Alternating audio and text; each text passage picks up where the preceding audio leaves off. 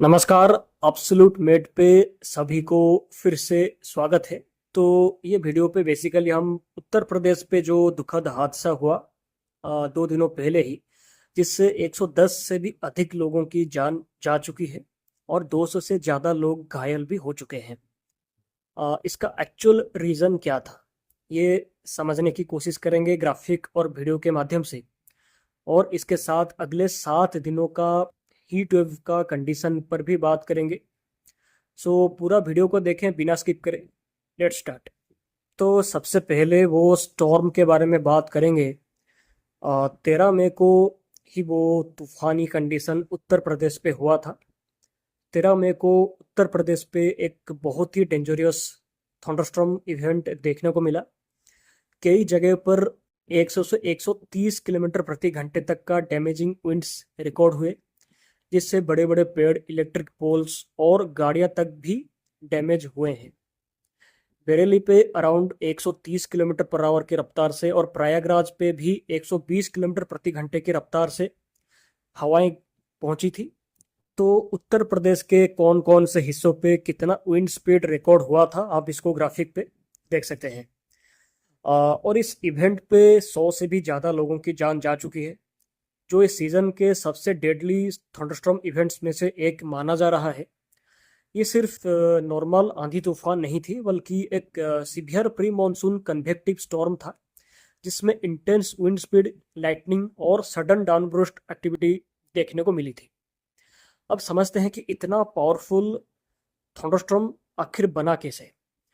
सबसे पहले बंगाल की खाड़ी से गर्म और मॉइस्चर भरी हवाएं उत्तर भारत की तरफ आ रही थी।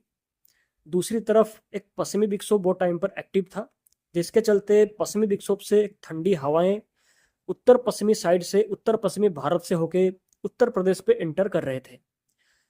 जब ये दोनों हवाओं का आपस पे टकराव हुआ, जिसके चलते एटमॉस्फेयर पे इंस्टेबिलिटी बहुत ज़्यादा बढ़ गई थी और स्ट्रॉन्ग अपलिफ्ट के कारण हवाएं रैपिडली ऊपर उठने लगी और कुमुलोनिम्बस बादल डेवलप हुए, जो 10 से 15 किलोमीटर तक हाइट भी ले सकते हैं। और क्लाउड के अंदर आइस पार्टिकल्स, वाटर ड्रॉपलेट्स और स्ट्रॉन्ग वर्टिकल विंड्स के कोलिजन से इलेक्ट्रिक चार्जेस जनरेट हुए, जिससे इंटेंस लाइटनिंग और सीवियर थंडरस्टॉर्म एक्टिविटी ट्रिगर हुई। तो आप ये ग्राफिक को देखकर और भी अच्छे से सिचुएशन को समझ सकते हैं। और इस पूरे इवेंट पे मेन फुल था एक्सट्रीम हीट और बे ऑफ बंगाल की मॉइस्चर। राजस्थान और एडजॉइनिंग एरिया से ड्राई और गर्म वेस्टर्ली विंड्स उत्तर प्रदेश की तरफ आ रही थी, जबकि बंगाल की खाड़ी से बे ऑफ बंगाल से moisture winds continuously humidity provide कर रहे थे। दिन के समय पर इंटेंस हीटिंग की वजह से एटमॉस्फेयर और ज़्यादा अनस्टेबल हो गया था और हीट, मॉइस्चर और स्ट्रॉन्ग अपलिफ्ट का कॉम्बिनेशन एक परफेक्ट स्टॉर्म सेटअप क्रिएट कर रहा था। इस वजह से उत्तर प्रदेश के ऊपर explosive thunderstorm clouds rapidly develop हुए, जिन्होंने डिस्ट्रक्टिव विंड्स, लाइटनिंग और सीवियर वेदर कंडीशंस को जन्म दिया। उस दिन का सैटेलाइट कंडीशन को भी आप देखकर पूरा सिचुएशन का अंदाज़ा क्लियरली लगा सकते हैं। ये classic pre monsoon severe weather setup था, जो नॉर्थ इंडिया पे हर साल देखा जाता है, लेकिन इस बार इसका इम्पैक्ट काफ़ी ज़्यादा सीवियर था, काफ़ी ज़्यादा डेंजरियस था। इस वीडियो के जरिए आप और बेटर तरीके से समझ पा रहे होंगे कि पूरा सिनेरियो कैसा था, कैसे ये क्लाउड डेवलप हुए। इस वीडियो के माध्यम से क्लियरली आपको बताने की कोशिश किया जा रहा है। तो उत्तर प्रदेश पे अगले 10 दिनों तक मौसम कैसा रहेगा, इस पर बात करें तो उत्तर प्रदेश पे आने वाले 10 दिनों तक पूरा मौसम साफ रहेगा। कोई बारिश का संभावना नहीं है, बट स्टिल ऐसे थंडरस्टॉर्म कभी कभी कहीं भी आ सकते हैं। इसीलिए काला बादल को देखें तो तुरंत सुरक्षित स्थान पर चले जाएं, ये एक सही कदम होता है। और हीट वेव पर बात करें तो अगले 7 दिनों तक, यानी कि आज से लेकर पूरे 21 मई के दौरान तक, सबसे ज़्यादा हीट का प्रभाव राजस्थान, गुजरात और पश्चिमी मध्य प्रदेश के साथ महाराष्ट्र के हिस्सों पे दिखाई देगी। सीवियर हीट वेव की कंडीशन यहाँ के कई इलाकों पे रहेगा। 45 से 47 डिग्री सेल्सियस तक का टेम्परेचर रिकॉर्ड होंगे, कुछ जगह पर और भी ज़्यादा हो सकते हैं। साथ ही पंजाब, हरियाणा, चंडीगढ़, दिल्ली, उत्तर प्रदेश और विदर्भ के हिस्सों पे भी और आंध्र प्रदेश, तेलंगाना के हिस्सों पे भी 40 से 45 डिग्री के अराउंड टेम्परेचर रिकॉर्ड हो सकते हैं आने वाले 7 दिनों के दौरान तक। और पूर्वी भारत के हिस्सों पे भी ज़्यादा गर्मी का असर आने वाले 7 दिनों तक दिखाई देगी।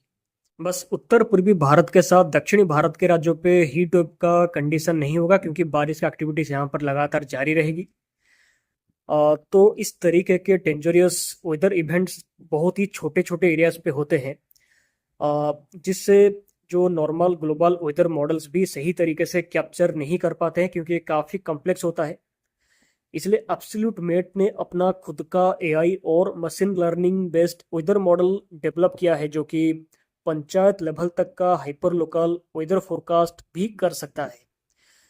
इससे basically farmers, renewable energy, logistic companies, grid operators और गवर्नमेंट अथॉरिटीज को बेटर और एक्यूरेट फोरकास्टिंग मिल सकती है। किसी भी असिस्टेंस या बिजनेस रिलेटेड इंफॉर्मेशन के लिए आप हमें कांटेक्ट कर सकते हैं absolutemate@gmail.com पर। तो लिंक आपको जीमेल का डिस्क्रिप्शन पे मिल जाएगा। दोस्तों, आज के वीडियो पे इतना ही। आप सभी का दिन शुभ हो। फिर मिलते हैं अगले वीडियो पे। और ऐसे ही मौसम पर जानकारी के लिए आप हमारे चैनल को सब्सक्राइब करें, वीडियो को लाइक और शेयर भी जरूर करें। धन्यवाद।